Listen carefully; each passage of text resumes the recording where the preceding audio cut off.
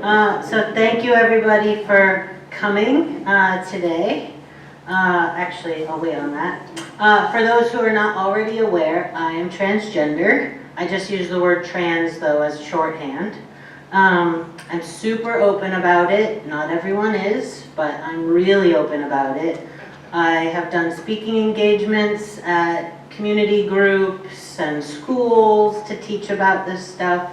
I've made films about gender that have screened all over the world, and I used to run a transgender film festival. So I'm really open about this stuff, which is an important thing to keep in mind when learning this stuff, because a lot of trans people would rather not talk about it, and that is totally okay. So it's important to find people like me who want to talk about it. So, also, I'll say, I didn't know any of this stuff until I lived it. I never went to a presentation about gender like this, so you're all amazing for coming to learn about something that is maybe outside of what you've experienced in your life. So, yay, you all are great. Okay. So here's what we're going to talk about today. 5 things. I'm trying to keep it efficient. The first is the distinction between transgender and cisgender, so we'll talk about that.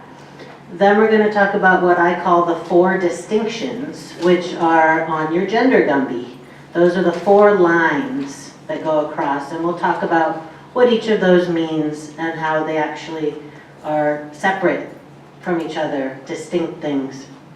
The third thing we'll do once we've learned the distinctions is we'll each have an opportunity to fill out our own gender Gumby, and I'll tell you how to do that. I'll show you mine as an example. It's really fun. Then I'm going to tell you my story and show you some old pictures, which I think are cute. And then plenty of time for questions. So here we go. First off, let's define the word transgender. Actually, before we even start, raise your hand if you've heard the word transgender before. All right. Okay. Now raise your hand if you've ever met a transgender person. That was the, yeah, you got it. You've met me. You've met a trans person. So everyone can raise their hand. Fantastic. So even if you've heard these things before, I really appreciate you listening to my version of them.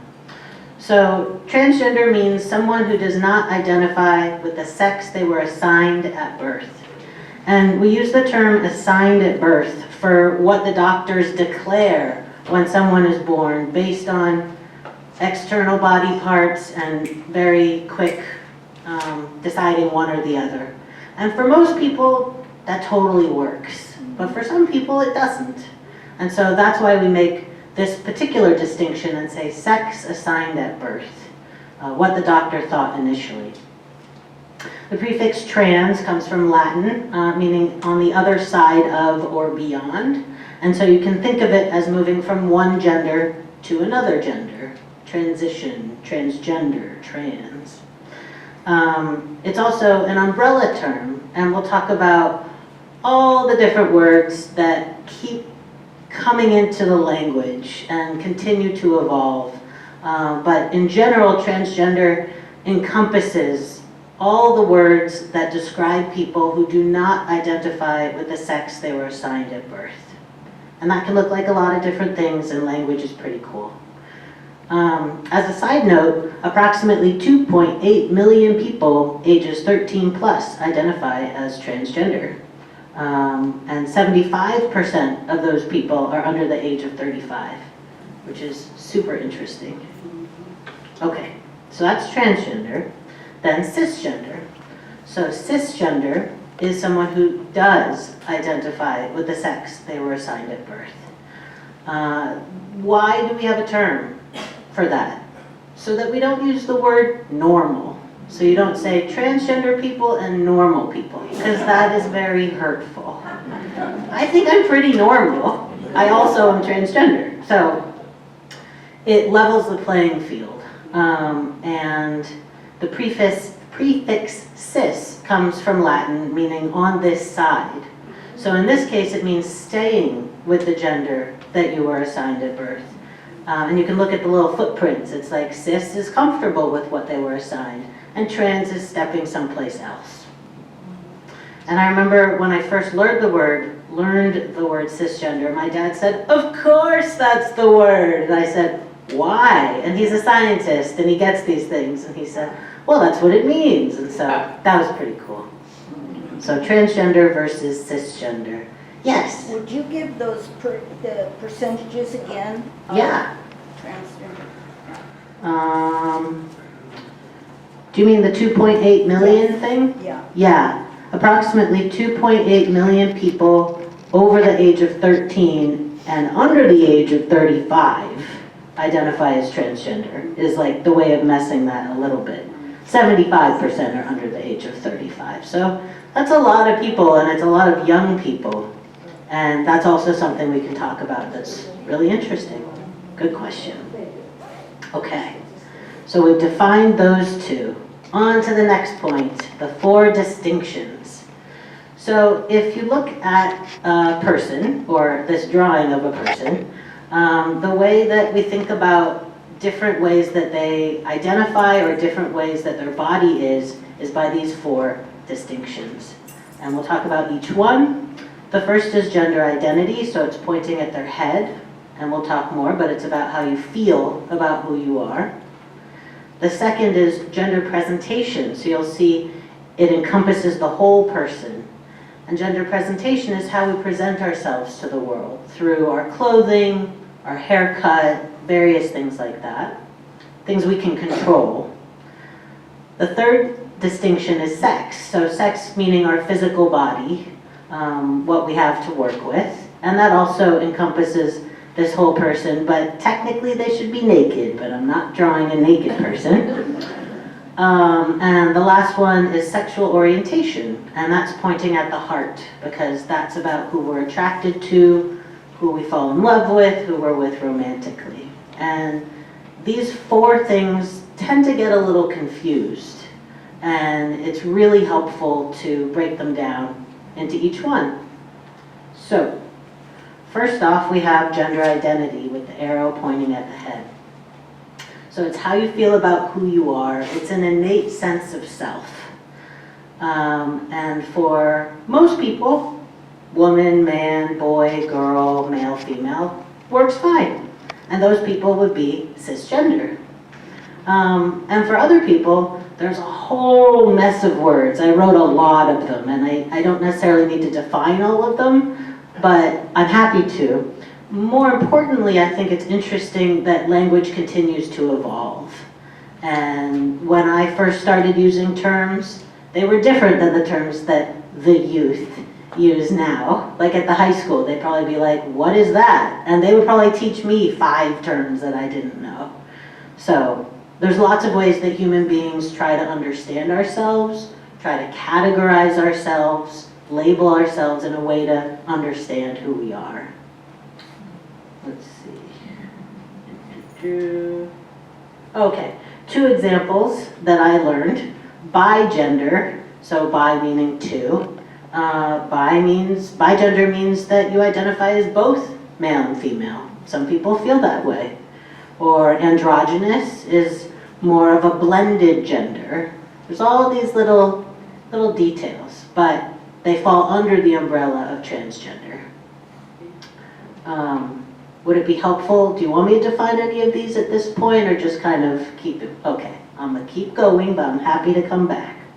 Okay, so gender identity points at the head, and it's about how we feel about who we are.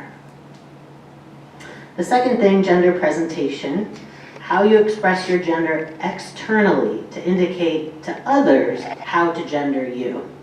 So you might have long hair, you might wear a skirt, you might wear high heels or a blouse or whatever, and perhaps in that case, or lipstick, you might want people to gender you female, or you might have shorter hair, not that women can't have short hair, but just saying, you might have shorter hair, you might wear men's pants instead of women's pants, and various things. You just are trying to tell people visually through your gender presentation how to gender you. And this can be confusing. So yeah, examples are haircut, facial hair, that's a big one. I'm very lucky to have a beard. Clothing, jewelry, mannerisms is a big one. Some people change their mannerisms because they want to be gendered one way or the other. And for me, I feel it's more important to be authentic to myself than to put on something. But some people really are in a place where they feel they need to. And so maybe someone else would, I can barely do it, would talk down here, which feels really weird to me and not, I can't even do it. So that's another way that people try to change their gender presentation to let people know who they are. And gender presentation doesn't have anything to do with physical body parts necessarily. So it's not talking about surgeries or anything like that. It's not talking about hormones. It's just, what do we do? This is like what kids do. What do we do with a trans kid? Change the gender presentation, see how they feel. So external. Okay. The third one is sex, your physical body, your biological sex. Again, this person would be naked, but I didn't do it. So imagine they're not wearing their clothes. Okay. It's your sex assigned at birth, or if you do something to change that. So it can also refer to the body that you physically changed with hormones and or surgeries. So when we talk about, just physical body, that's when we're talking about sex. Not to be confused with the verb, this is the noun. Okay. So before moving further, it's important to define another word because it has to do with sex, with physical body, and that word is intersex. Has anyone heard the word intersex before? Great, okay, good. So intersex is actually 30 different biological conditions in which a person's sex characteristics, so physical body, chromosomes, gonads, hormones, anatomy, where they do not fit into the typical range of male or female categories. This can range from ambiguous genitalia to slight hormone imbalances. So when you pop out when you're born and the doctor makes a quick decision, sometimes they'll see something like this externally and not know what exactly to do, to what sex to assign the baby. But most of the time with intersex conditions, they can't tell from the outside, they're inside. And so they gender the baby based on what they see, and then later the person learns that they're intersex. For example, some intersex people who are assigned female at birth don't have a uterus, but they don't know until puberty. Or, like I said, slight hormone imbalances that, again, you wouldn't know until puberty, and then it's like, what's going on? And then you figure it out. So it's important to remember intersex doesn't just mean external things. And along those same lines is why the term has changed. So this term replaced the now offensive and inaccurate and outdated term hermaphrodite, which literally means having two separate sets of working genitalia, which is not a condition that human beings can have. So, like I said, language evolves as we understand things better. And this is a really good example. Also, as a side note, intersex variation happens in about 2 out of every 100 births.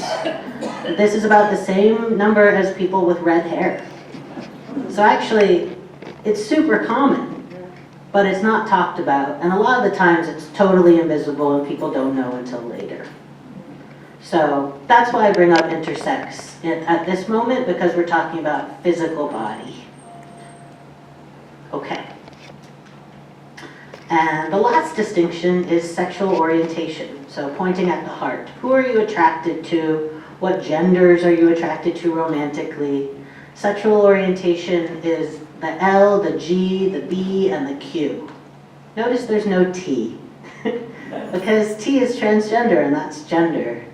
but we're talking about sexual orientation. So lesbian, gay, bisexual, queer, pansexual means attracted to a lot of different kinds of people. Asexual means you don't feel sexual attraction. I added straight. Straight's a sexual orientation, there's nothing wrong with that. I also added questioning. People can question their sexual orientations. I certainly did many times, and I'm excited to tell you about it. So one question that a lot of people generally have is, why is the T included in LGBT if it's not a sexual orientation? And the best I can come up with is because we have a shared history with a lot of overlap. A lot of trans people are queer. A lot of trans people also identify as some of the other letters of the acronym, but not all. There's plenty of transgender people who identify as straight. Yes? Would you mind defining queer Yes. in a way that, I mean, I understand lesbian, gay, and bisexual, even pansexual, but queer seems a bit amorphous. I don't know. That's what makes it beautiful. She said, queer seems a bit amorphous, and that's why I use that word for myself. So, of course, queer used to have a really negative connotation. It's been reclaimed, like many words do over time. And in my lifetime, in my experiences, it's always been a positive word, which is super interesting. I know that it isn't for a lot of people, but in my experiences, it's been positive. The way that I define queer is that it is innately not connected to the genders of the people involved, and that's what makes it wonderful. So if you think of bisexual, bi is two, men, women, you're attracted to both.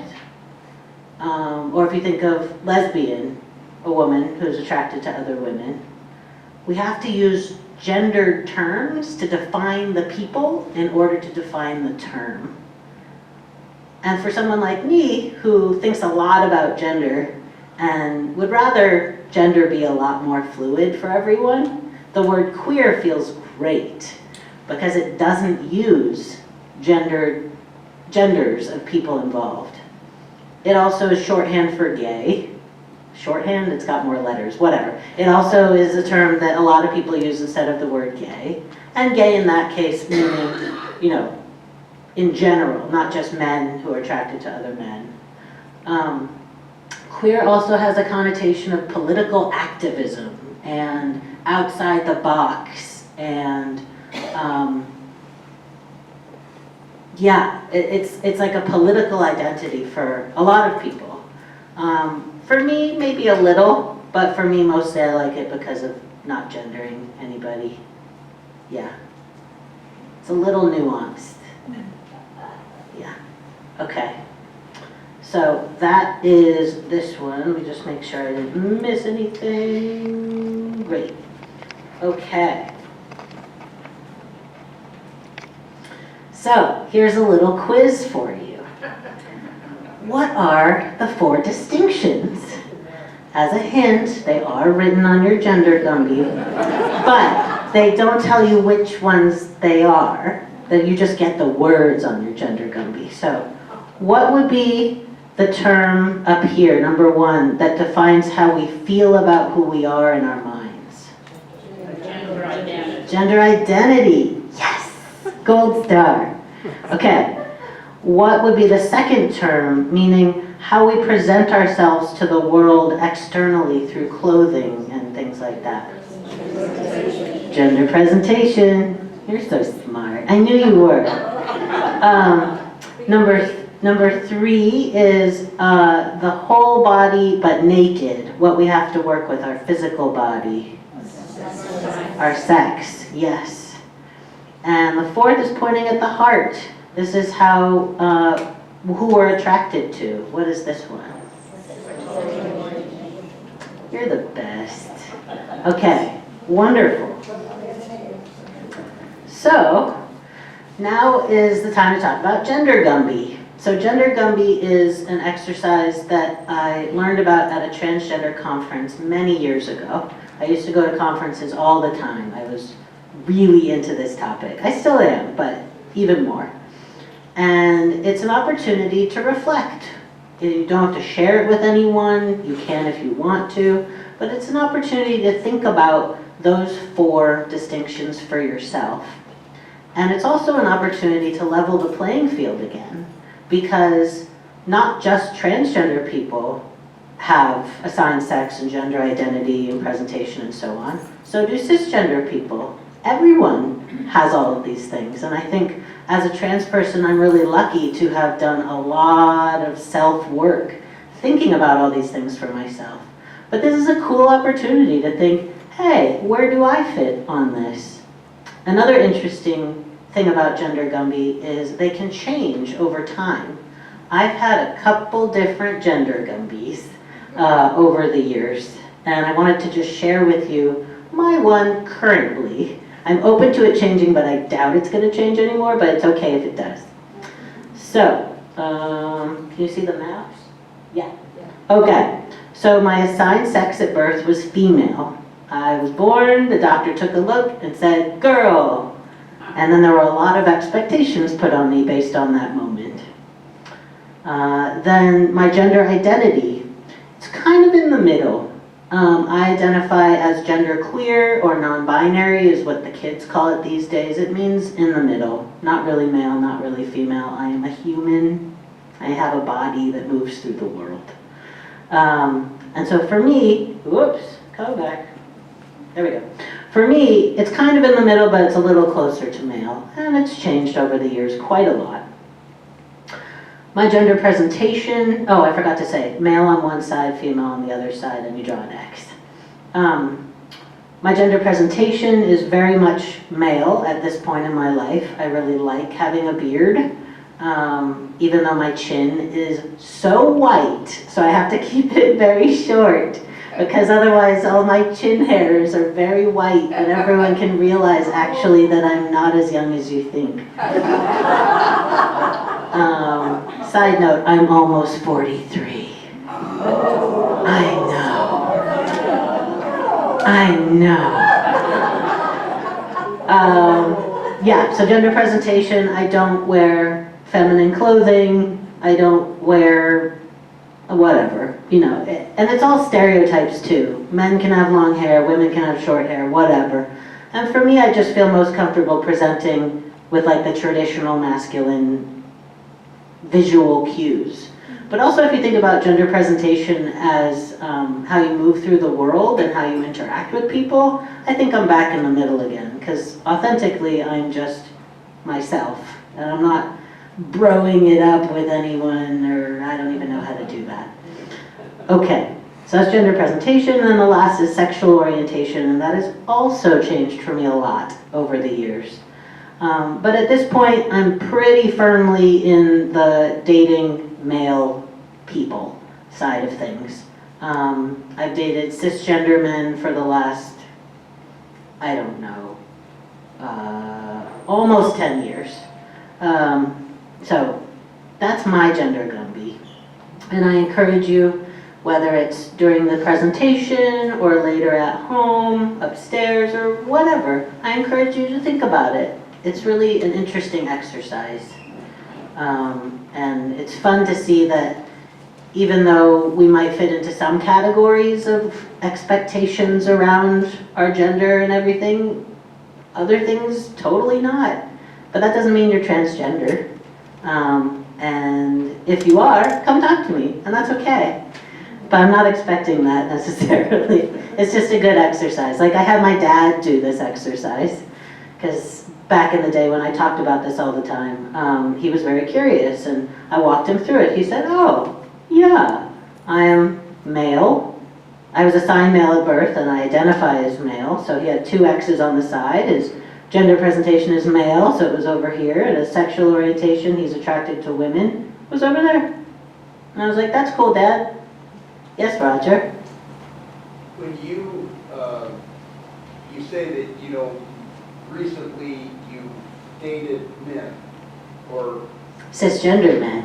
cisgender men. Yeah. How, and so I'm a little confused. How do they see themselves and for sexual orientation? Yeah, most cisgender men that I date identify as gay, so they're used to dating other cisgender men.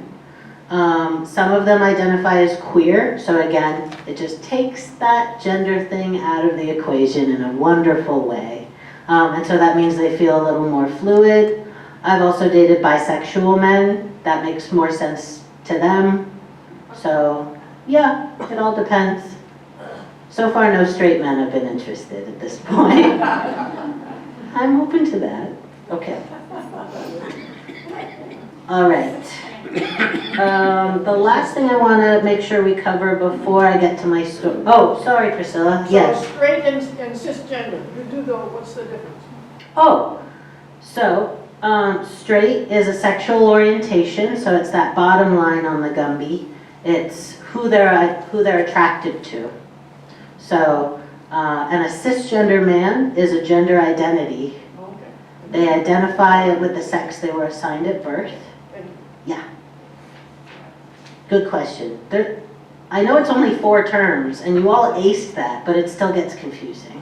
Yeah, it's a lot of words. Okay. So the last thing I want to cover before going into my story is pronouns. And of course, we all know we use a pronoun to refer to someone when we don't use their name. And pronouns are a big deal these days. It's how we show respect for the person because we use the pronouns they ask us to use, if they ask, or if they wear a button. I know one of the guests we had yesterday was wearing a they them button. That was really cool. So I knew that that person, if I were to refer to them in the third person, I would use they, them. A big thing about pronouns is what do we do when we mess up? And I'll level with you. I mess up all the time. And I'm trans. So it's human. It's what happens. We speak the English language.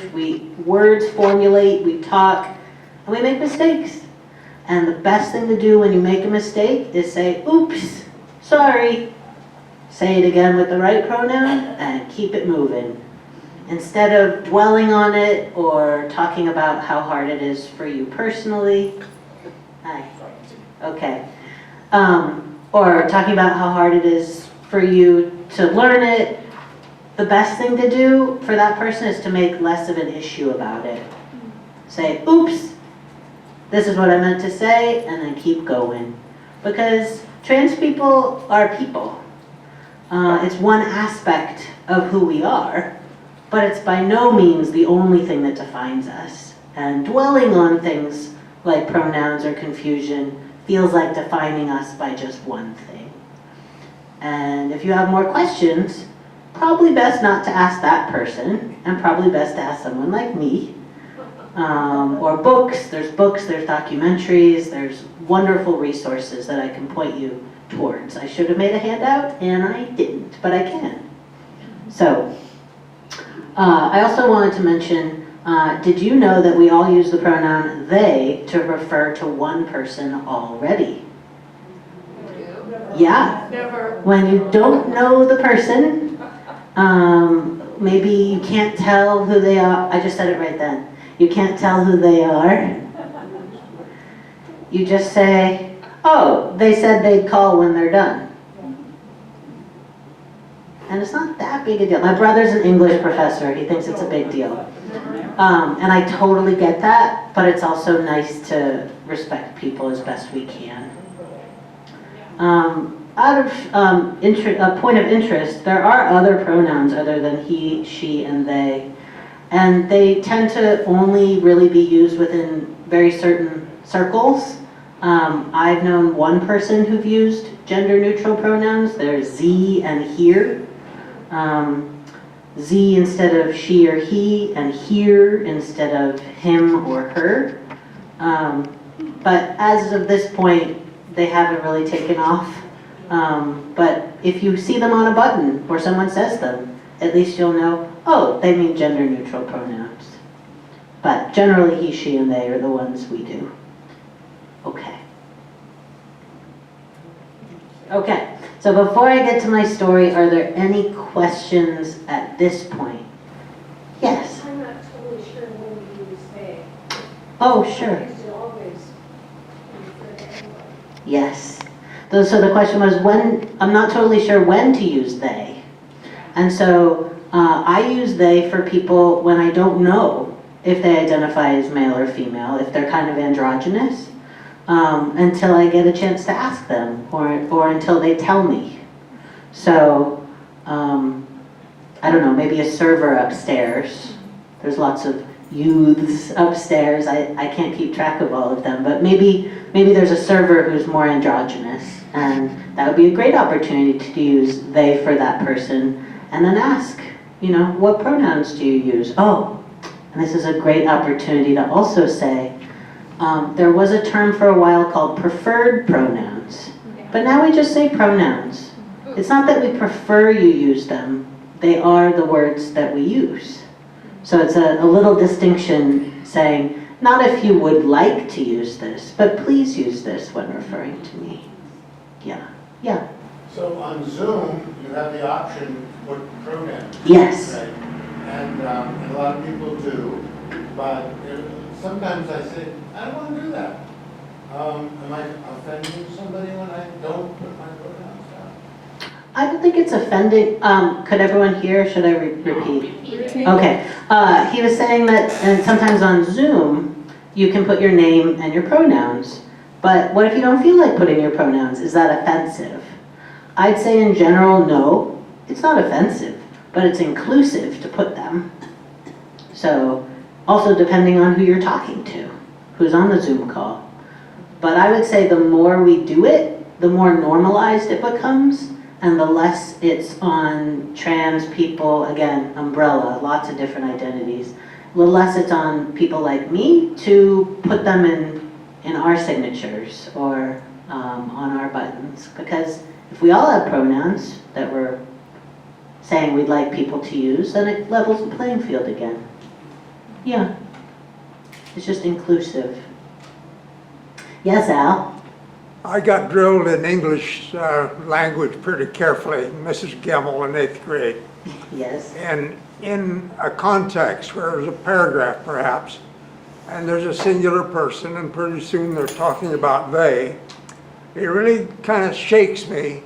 And I also realize that gender and number help us decode a sentence. And so when I hear they, my mind goes back trying to find a plural. I can't find it. And I still get shaken by this. Yeah. Yeah, I don't want to be offensive, but I'm just sort of bummed out when I don't quite understand. Yeah. Could everyone hear Al? Okay.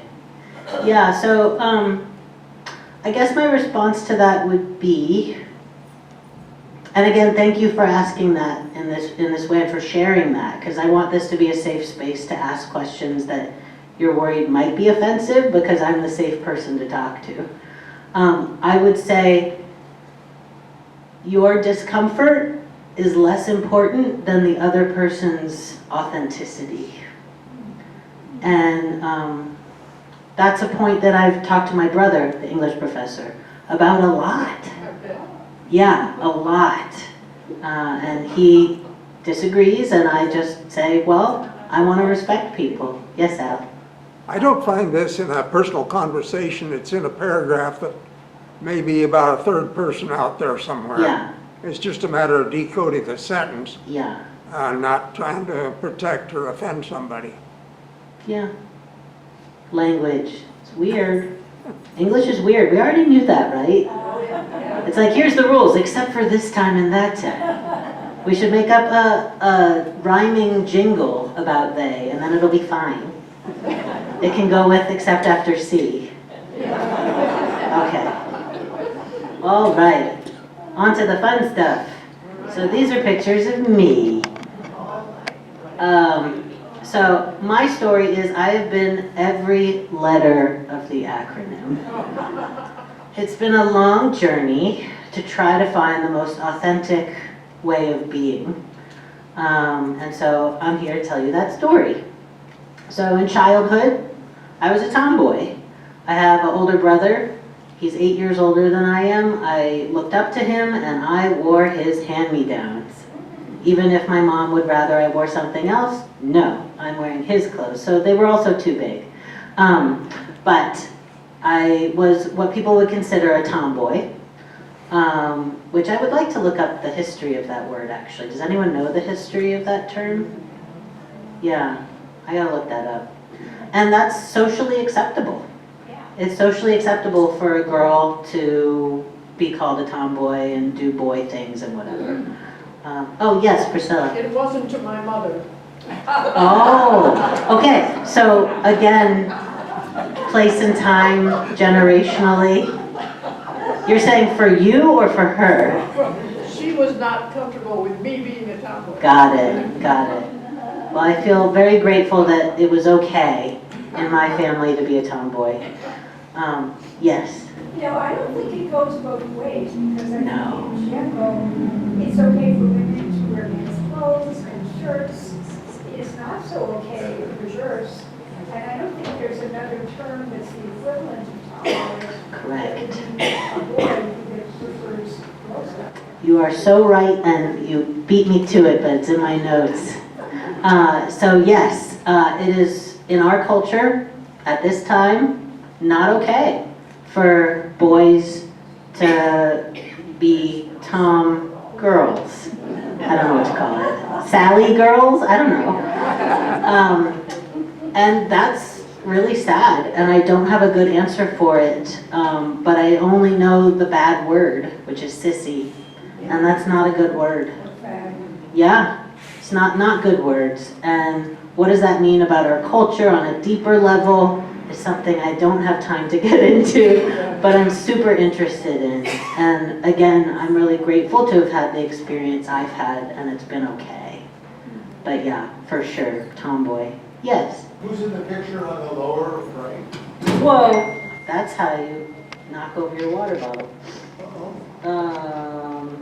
The lower right. Oh, on the right-hand side with the Cowboys t-shirt is me, and on the left is my friend Claire, one of my friends from high school. And then the top right, I'm the one who's taller. I really, really, really, really liked overall shorts, and I still do, and they're not socially acceptable.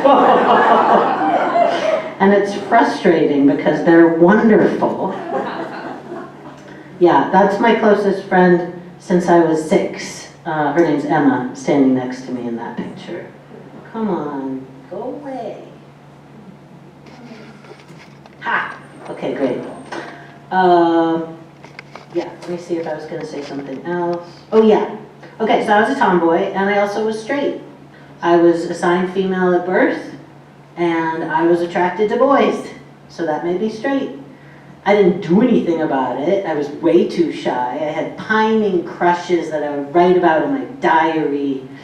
But yeah, so I didn't question my gender because being a tomboy was okay.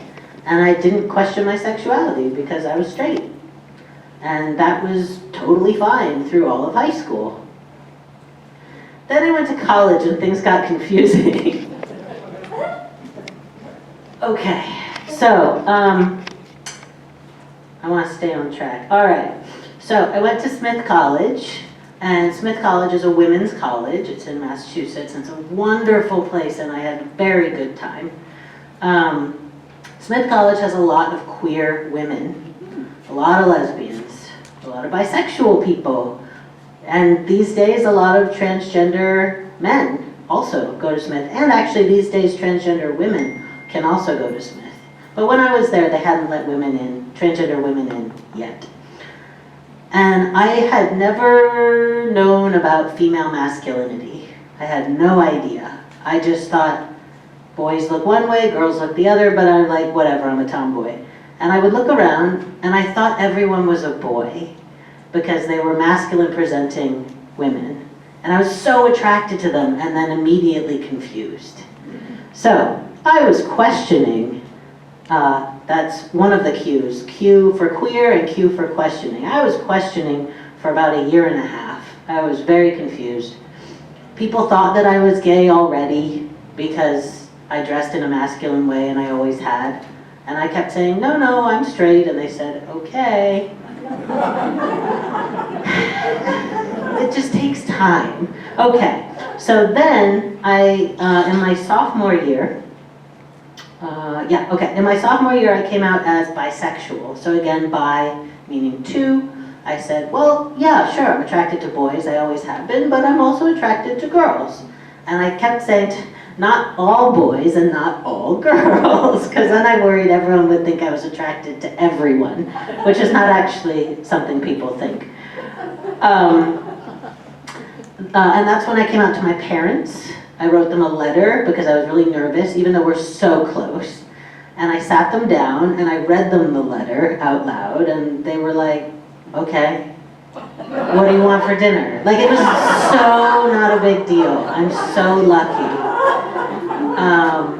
And I felt really relieved. And I remember the next day my dad said, hey, remember when we were talking yesterday? I said, yes. And he said, that was big of you to say. I said, yeah. And he said, but you're exactly the same person, so it's fine. And I said, exactly. Thanks, Dad. He's a good one. Okay. Then my junior year, I briefly identified as a lesbian, but I used the word dyke, which I know has a negative connotation, but in queer women's circles, it's a great word. It's been reclaimed. And I had my first girlfriend my junior year, my first friend of either gender, of any gender. I'd never even dated before.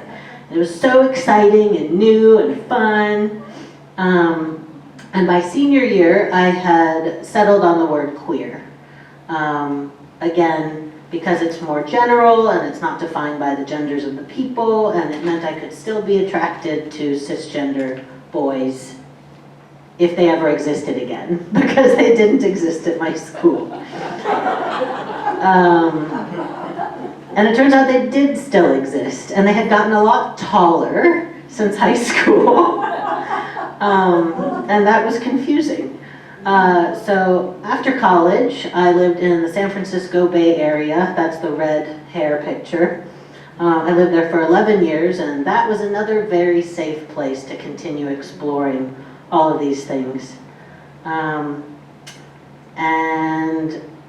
in terms of sexual orientation, I would see a cisgender man and think, wow, he's really attractive. And then it was as if I had blinders on, and I would tell myself, no, you're not allowed to be attracted to him.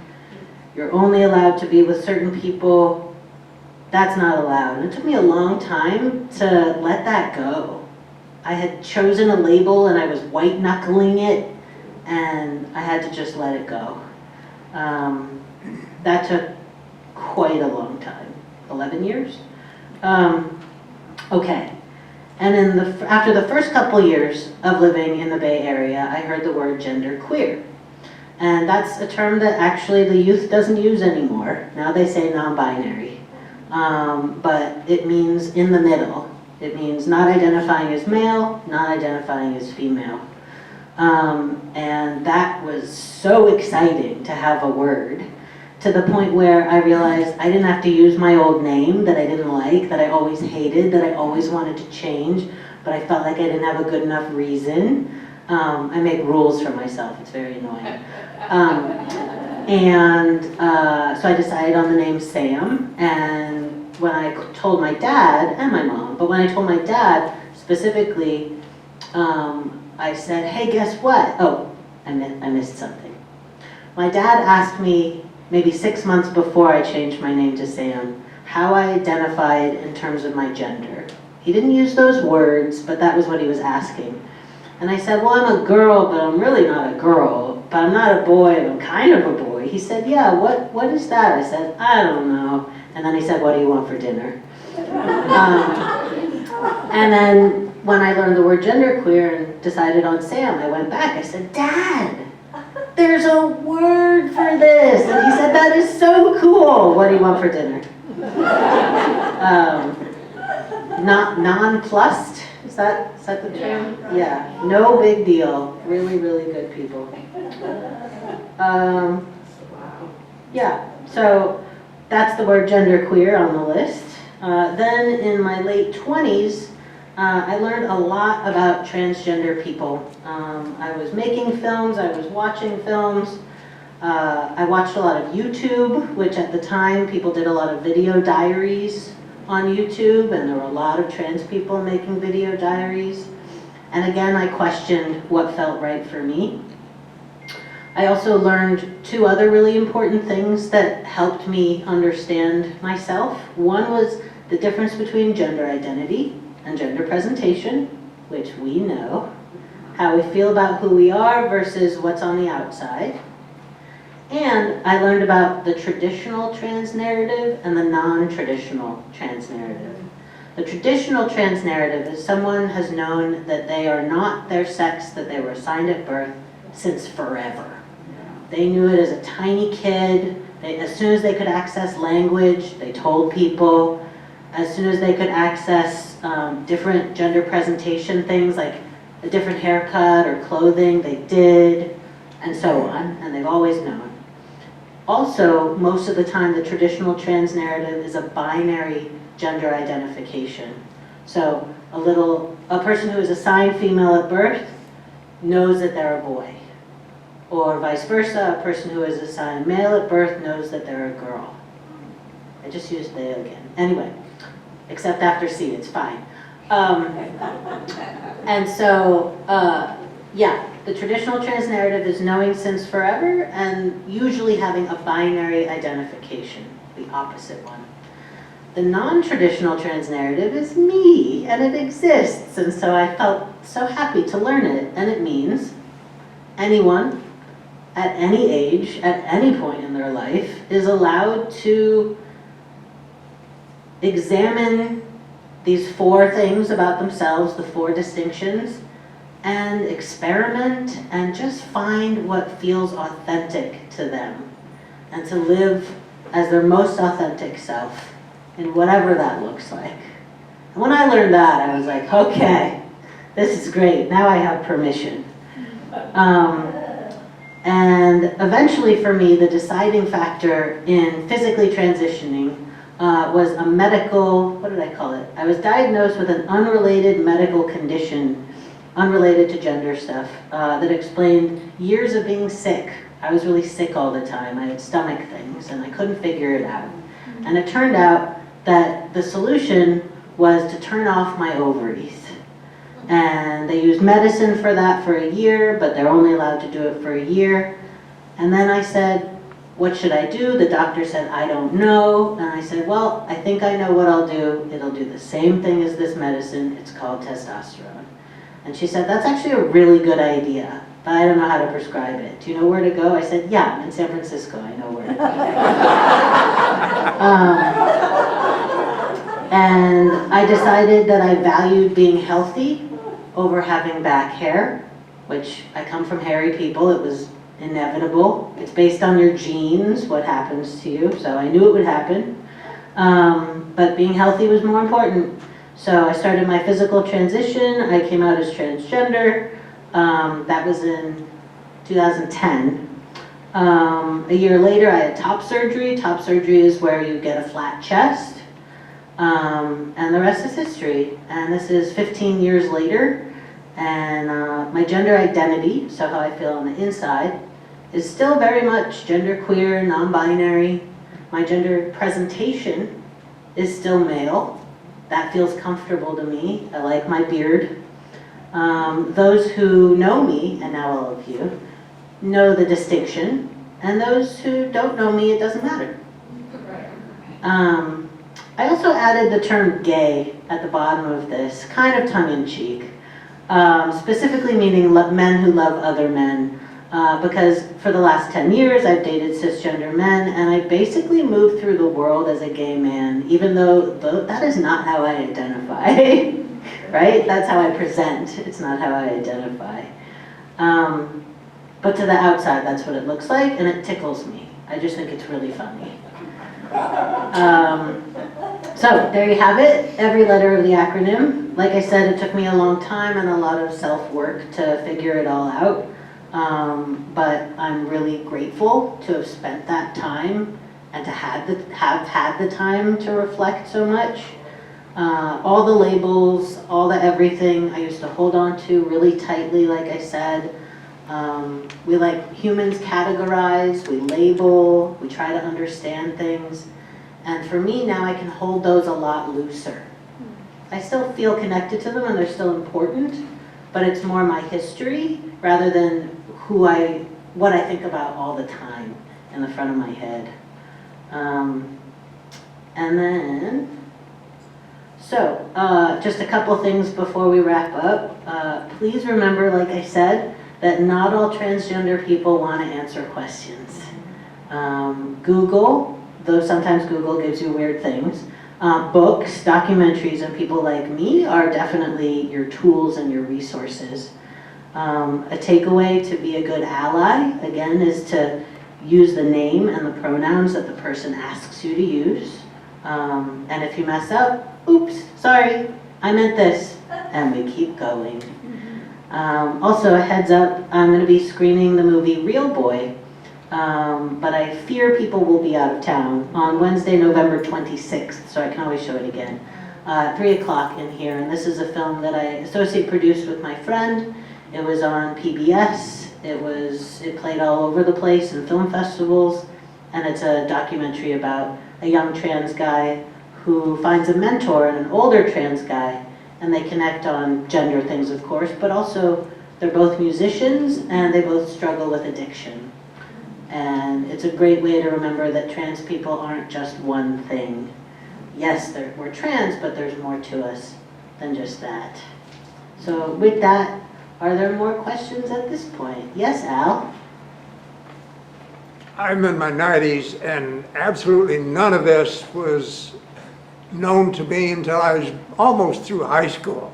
Okay, And a whole bunch of the rest of it is pretty much new to me now. yeah. So there's been a huge transition acceptance, and you did a wonderful job of laying all this out. Thank you. Thanks, Al. Happy to do it. One of my favorite topics. Any other questions? Or you can also come up and ask me privately. Yes? The fact that 75% of LGBTQ or whatever are under 35, what's the reason for that? So that was actually people who identify as transgender. Okay, it's transgender, yeah. Yeah. I don't know. It's interesting. It has to do with acceptance. It has to do with, which has to do with the time period in which these people learned the term transgender and questioned for themselves. I think it's more accepted despite the scary world that we live in right now, which are only some people who are just really loud. I think in general our society is a little more open, minus the administration, a little more open to learning about these things. Like I remember the first president I ever heard say the word transgender, I thought was Obama, and now I'm questioning that. Anyway, I just remember when it happened, I was like, wow, mainstream people are gonna hear this word. This is gonna be great. And now it's really not great. But yeah, I think there's probably a lot of reasons, and that's not to say that people who are over the age of 35 don't identify as transgender. I think there's plenty of older people who do identify as transgender, or who just haven't learned the word yet. Like I think there's a lot of people who would identify that way if they knew the word. Yeah. Yes. Do you think there are any environmental factors that have caused this change in sexuality and self-worth to occur in the last 20 to 30 years? Asked like a real physician. I love that question. What was the exact term you used? Are there any what factors? Environmental factors. Environmental factors. We've had a lot of chemicals Yeah, into the environment since the Second World War. yeah, For instance, into the rivers and so on. I sure. remember many years ago, all the fish in the Thames became female. Oh, really? Really? Yes. Get out of town. Okay, well, the response I can make to that is I don't know. But I do know a lot of environmental things have changed. But more than that, I think, I said A, right? B, I know that transgender people and queer people, LGBT people have existed for a long time, a really long time. And in different cultures with different terms, in varying degrees of acceptance or not. So I think I remember when Laverne Cox was on the cover of a really, really obvious famous magazine, Time, maybe? I don't know. They said the transgender tipping point, which I think was in maybe around like 2014 or something like that. And I remember thinking, okay, maybe this is the transgender tipping point for more people to know about this, but it's certainly not the tipping point for more transgender people existing in the world. So my guess would be that, in fact, it's dissemination of information, the internet, like that was a big one for me, access to the internet to find out more about this and to meet other trans people. I think those are more factors in more people just learning about it, and then having the time. Not everyone has the time, but enough people have the time to contemplate, deeply contemplate their identity now that the information's available. That would be my guess, but I don't know, biologically speaking, other than intersex people, which is a biological thing, and that's also been around for a really long time. But there's intersex people who don't identify as trans or who don't identify as LGB. I'm not going to say the T, because that's not a sexual orientation. Yes? I have questions about passports. Do you have a passport? Yeah. And what does your passport say under sex, gender, whatever the hell it is? That's a great question. Amy was asking about passports. Do I have a passport? What does it say? So I decided when I was going to change all my stuff, change all my legal documents, that I wanted to change absolutely everything before I graduated from graduate school. I just made a date that I would have it all done. Mostly so I could have the name Samuel on my diploma, but also because I wanted to be able to move through the world and not have people be so mean. People are mean when you're androgynous. And that's how I was for a long time. And I didn't know who at the airport should pat me down. And I would hear the security people bickering back and forth. I think it's you. No, I think it's you. No. Or bathrooms. Bathrooms are really terrifying places that should really just be a small room with a full door that has a toilet in it. Yeah. But yeah, I just decided I want to be able to move through the world and focus on things other than my gender. And if I don't change it everywhere, I'm going to always have to focus on my gender. So I changed everything. You can even change your birth certificate, which I find a little tricky because Samuel was not born. My other name was, which, by the way, a lot of people don't like to share the name they had before, so I'm not going to share it in this context. I'm not opposed to it, but just as a matter of principle, it's generally not a good thing to ask someone what their old name was. Anyway, to your point, everything says male.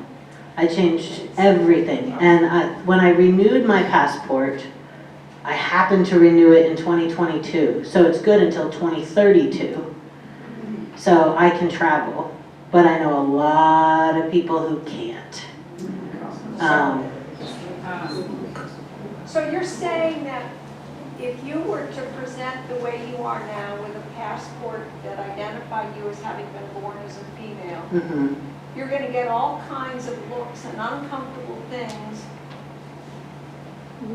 even if you just happen to be dressed up because you were going to a party or you were impersonating someone.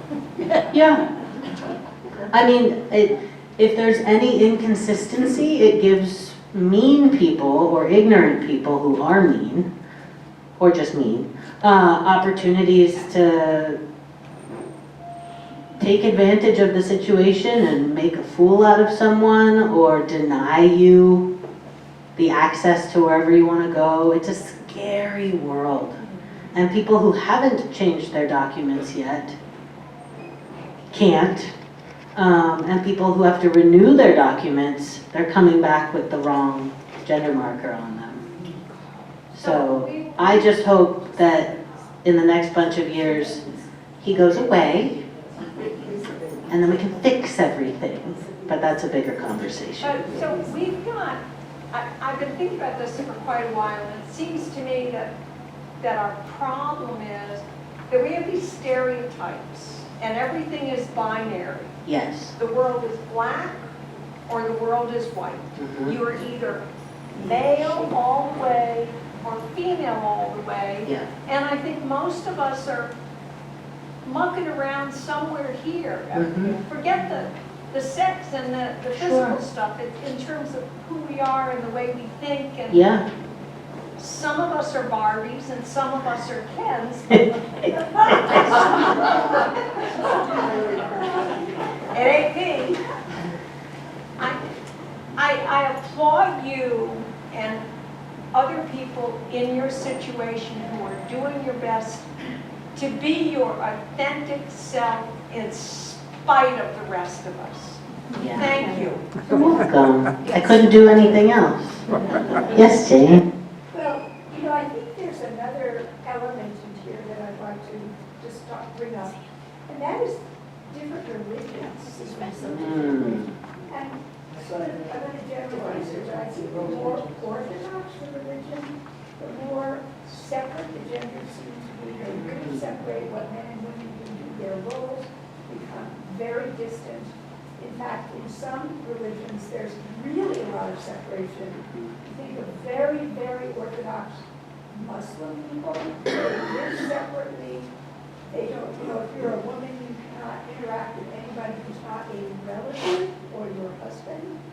In Orthodox Judaism, it's similar. Orthodox Christianity, pick any religion. Sure. And you will see that very, very strong sense of separateness and very, very black and white, no ambiguity, and many people think it's a sin to do anything else. Mhm. So, yes, they're being nasty and mean, and, they see things very differently. I think it's a really different mindset. Yeah, I think religion, I've thought a lot about religion lately. My sense is, and this is probably overgeneralizing, but I think we have religion so that we can all handle death. I think that's why. I could be wrong, but that's what I've come to think lately. That being said, I know that there are some cultures and religions that do accept a third gender, and in various parts of the world. I'll also say I'm definitely not a religious expert, but I'm Jewish, and I know a lot of queer and trans Jewish people. A lot. There was a queer mikvah, which was really cool. People are just reclaiming left and right. It's really cool. And then I'll also say that you can learn about other religions and how LGBT people are treated through film. So there's it was a narrative feature-length film called Facing Mirrors.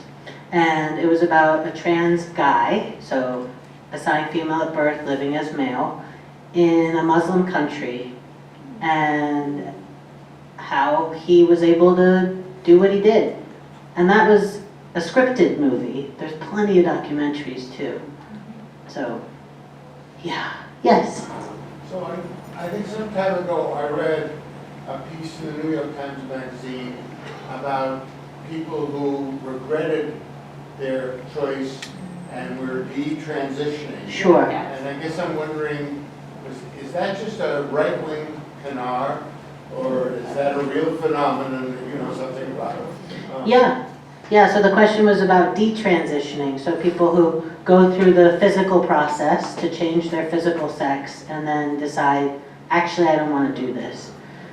So, I would answer that in two ways. First, I would say ignorance is blowing that out of proportion.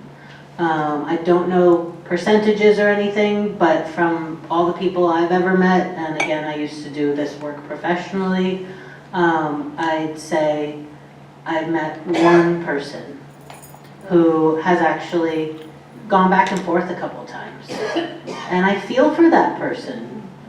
That's hard. And I think for me, I've avoided that because of the distinction for me between gender identity and gender presentation. Because they don't match for me, but they make sense to me. The other thing I'll say is, oh yeah, so, oh, there's so much there. Okay, the other thing I'll say is that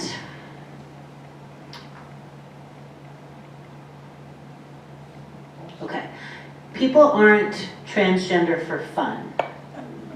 It's not fun.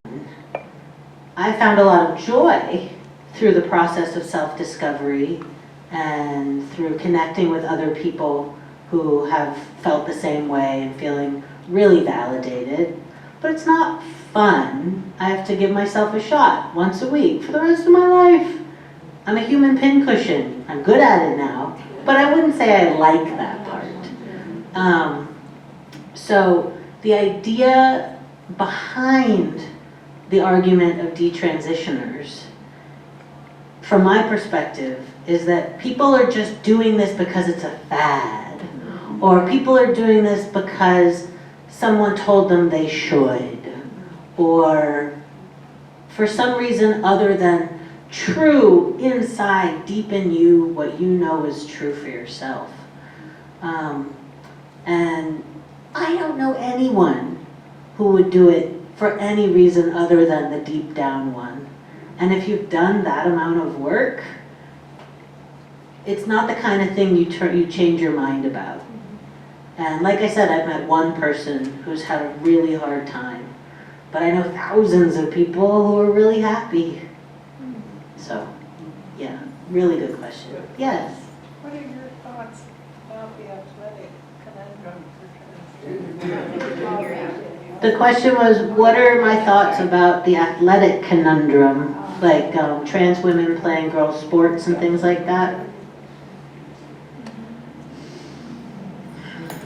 Okay, there's a couple ways of answering that too. First off, I'd say if you're talking about girls, so pre-puberty, then a trans girl is really not that different than a cisgender girl.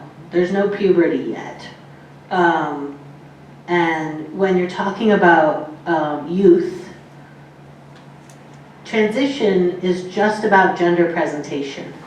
It's not anything physical. It of course doesn't have anything to do with sexual orientation. Little kids, we're not talking about sexual orientation. So it's just about how, let's say a little trans girl, how she would move through the world. She'd probably pick a name that sounded more like a girl's name to her.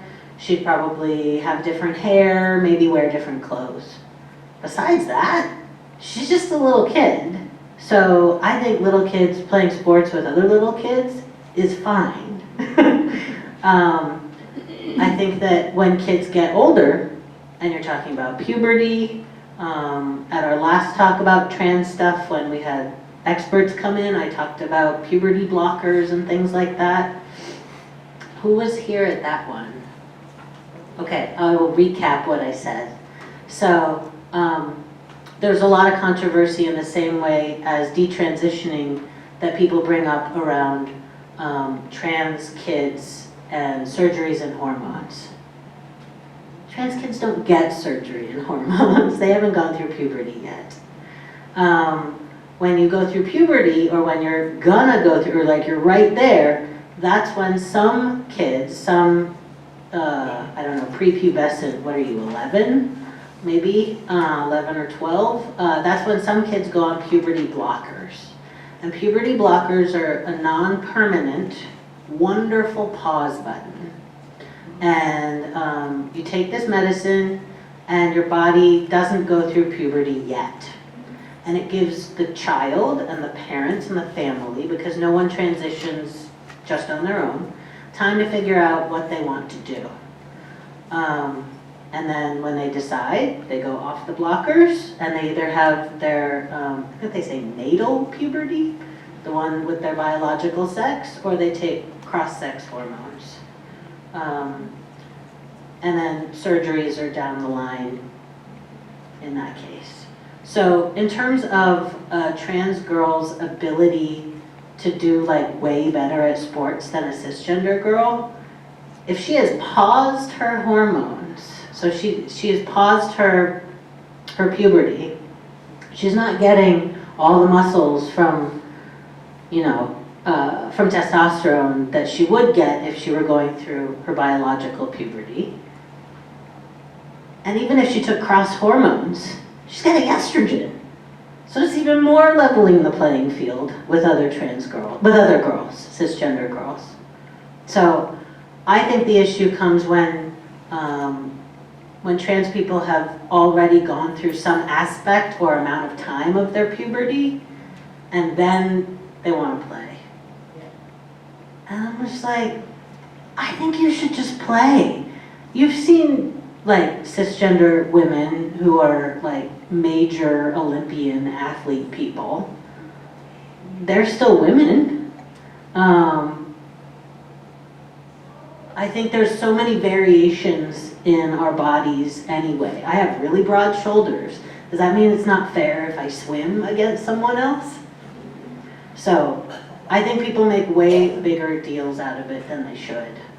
And I think any solution that involves not letting someone live their best life is not a very good solution. Yeah. Yes? Just to add to that, we allow, or have allowed, athletes to use anabolic drugs, cyclists and so on, to win championships, world championships, on the sly. So to me, it's much the same issue, except that it's fomented by money and greed.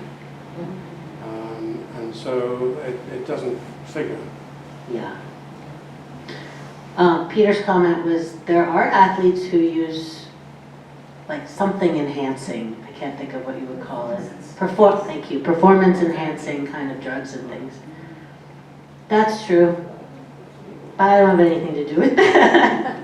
But I hear you. Yeah.